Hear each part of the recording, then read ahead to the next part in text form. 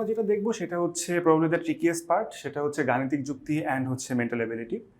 So mental এবিলিটির পোর্শনটাতে পরে আসছে, আমরা একদম শুরুতে গাণিতিক যুক্তি দিয়ে শুরু করি।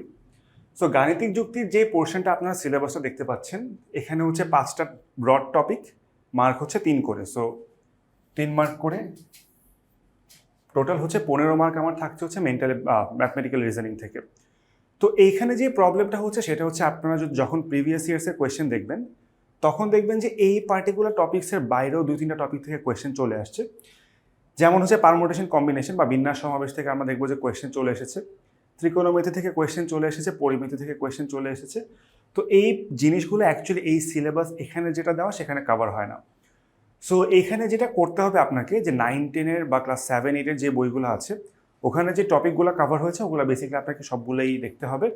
অ্যান্ড আসলে টপিক যদি ওইভাবে চিন্তা করে তাহলে খুব একটা বেশিও না। ক্লাস 7-এ বা ক্লাস 8-এ বা 9-10-এ যে টপিকগুলো কভার করা হচ্ছে more of less repetition, and হচ্ছে কিছু হচ্ছে অ্যাডভান্স টপিক, হয়তো ক্লাস 7-এ যেটা পড়াচ্ছে ক্লাস 9-10-এ যে হয়তো ওটা একটা অ্যাডভান্স টপিক পড়াচ্ছে।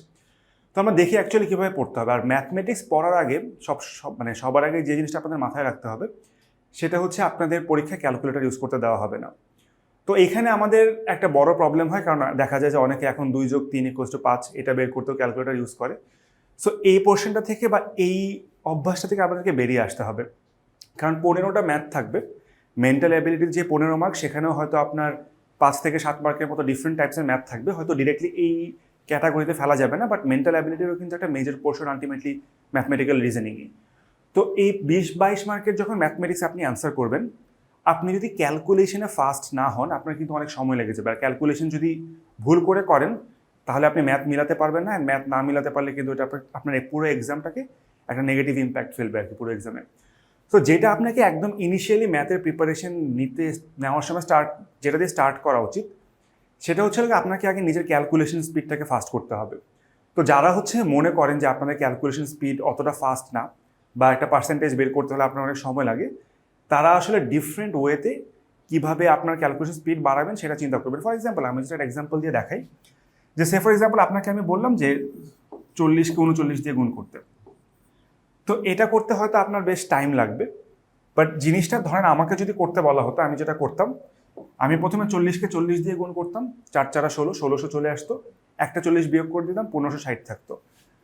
তো এটা হচ্ছে অ্যান্সার। সো আমি হচ্ছে ক্যালকুলেশনগুলো সবগুলা যখন নিজের মুখে করি তখন হচ্ছে এভাবে করে ফেলিস, আমার অ্যাকচুয়ালি টাইম অনেক কম লাগে। বা আমাকে যদি পার্সেন্টেজ বের করতে বলে, যেমন সে ফর এক্সাম্পল 7% অফ 21, তো এটা যেটা হবে 7×14, 7×1=7, সো 1.47। সো এই জিনিসগুলো আমার হচ্ছে গিয়ে চলে আসবে আপনার। সো আপনি যত নিজের মতো করে স্ট্র্যাটেজি ডেভেলপ করতে পারেন যে হ্যাঁ আমাকে কিভাবে এই জিনিসগুলো ফাস্ট করতে হবে, তত আপনার জন্য সুবিধা হবে এক্সাম হলে। কারণ আলটিমেটলি এক্সাম হলে আপনাকে যোগ বিয়োগ গুণভাগ বা পার্সেন্টেজ বের করা এগুলো খুবই ফাস্ট করতে হবে, অ্যান্ড এখানে স্লো হলে আপনার অ্যাকচুয়ালি ম্যাথসে ভুল হওয়ার চান্সটা অনেক বেশি।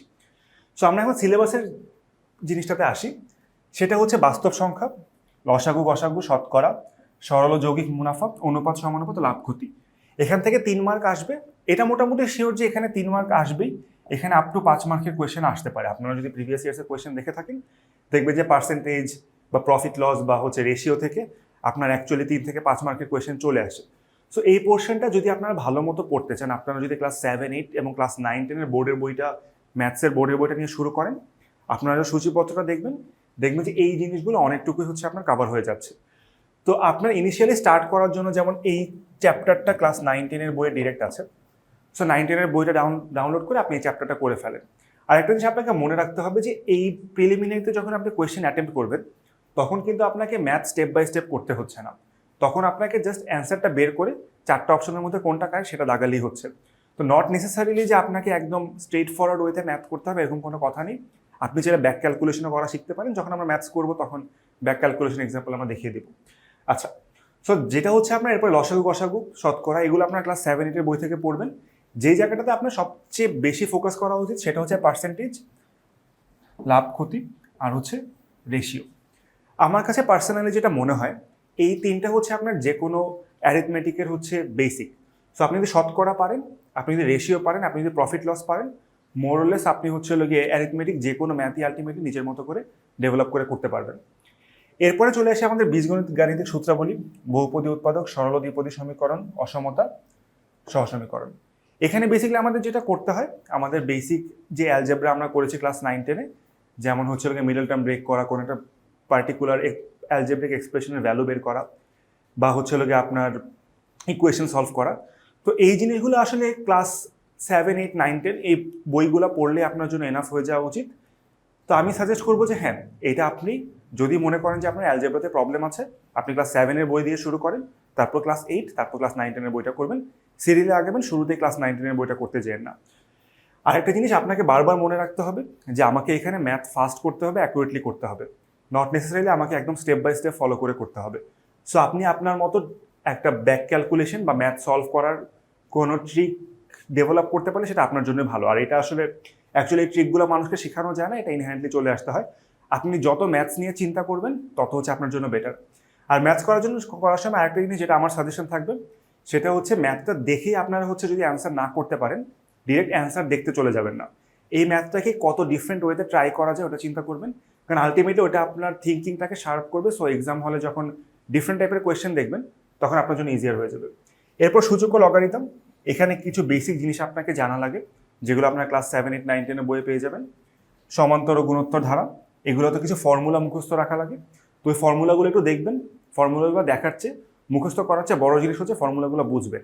যদি ফর্মুলাগুলো আপনি বুঝতে পারেন তাহলে এক্সাম হলে ফর্মুলা মুখস্থ যদি মনে নাও পড়ে, আপনি কোনো না কোনোভাবে ম্যাথটা সলভ করে আসতে পারবেন। এরপর আসি, আমি প্রবলি মনে করি যে এটা হচ্ছে আপনাদের জন্য টাফেস্ট পার্ট, সেটা হচ্ছে জিওমেট্রি। জিওমেট্রি টাফেস্ট পার্ট এই জন্য কারণ হচ্ছে এখানে আমরা ক্লাস 7, 8, 9, 10 বা ক্লাস 6 থেকে অনেকগুলো উপপাদ্য পড়েছি, যেগুলো হচ্ছে টোটাল 50টার মতো উপপাদ্য ছিল। তো এই উপপাদ্যগুলো ইউজ করে আমাদেরকে এখানে যেটা করতে হয়, উপপাদ্য তো ডিরেক্ট আসে না, এখানে হচ্ছে উপপাদ্য ইউজ করে আমাকে কোনো একটা ম্যাথমেটিক্যাল প্রবলেম বা জিওমেট্রিক্যাল প্রবলেম হচ্ছে সলভ করতে হয়। সো ওই কোন উপপাদ্যটা আমরা কোথায় ইউজ করব বা কোন ভ্যালুগুলো আমাকে নিতে হবে, এই জিনিসটা বোঝা হচ্ছে টাফ। তো এখানে 3 মার্কের কোয়েশ্চেন, এটা আসবেই। এটার সাথে আপনি পরিমিতি অ্যাড করেন, এটার সাথে আপনি ত্রিকোণমিতি অ্যাড করেন। সো পরিমিতি ত্রিকোণমিতি যদি অ্যাড করি তাহলে আমার দেখা যাবে যে এই পার্টিকুলার সিলেবাসটা অনেক বড় হয়ে যাচ্ছে। বাট শুরু থেকে আমি যেটা বলে আসছি যে আমাদের ইনিশিয়াল টার্গেট হবে 95, যেটা বাংলা ব্যাকরণ থেকে শুরু করে মেন্টাল অ্যাবিলিটি সায়েন্স পর্যন্ত। ওই 95 মার্কসের মধ্যে এই 15 মার্ক কিন্তু আপনি ইভেনচুয়ালি পড়লে পেরে যাবেন। মানে আমি যতই জেনারেল নলেজ পড়ি ডাজেন্ট মিন যে আমি 3 মার্ক কমন ফেলতে পারবো। বাট আমি যদি অ্যাকচুয়ালি জিওমেট্রি ভালো করে পড়ি, পরিমিতি ত্রিকোণমিতি পড়ি, তাহলে আমি এটা শিওর যে 3 থেকে 5 মার্ক আমি কমন ফেলতে পারবো। সো এইখানে আমার সাজেশন হবে, যদি আপনি মনে করেন যে আপনার জিওমেট্রি বেসিক উইক, অনলাইনে অনেক ভিডিওস আছে বা আমাদের ডিফারেন্ট অনলাইনে ভিডিও থাকতে পারে, সেটা কেটে দিয়েও পরে। আচ্ছা, সো আপনার যদি মনে করেন যে আপনার জিওমেট্রির বেসিক উইক, আমার সাজেশন হবে যে আপনি আগে বেসিকটাকে ঠিক করেন। অনলাইনে ডিফারেন্ট ভিডিওস আছে, অনেক বই আছে, ক্লাস 6-এর বোর্ডের বই থেকে শুরু করতে পারেন। বাট সাজেশন হবে যে জিওমেট্রির বেসিকটা আপনি ঠিক করে নেন।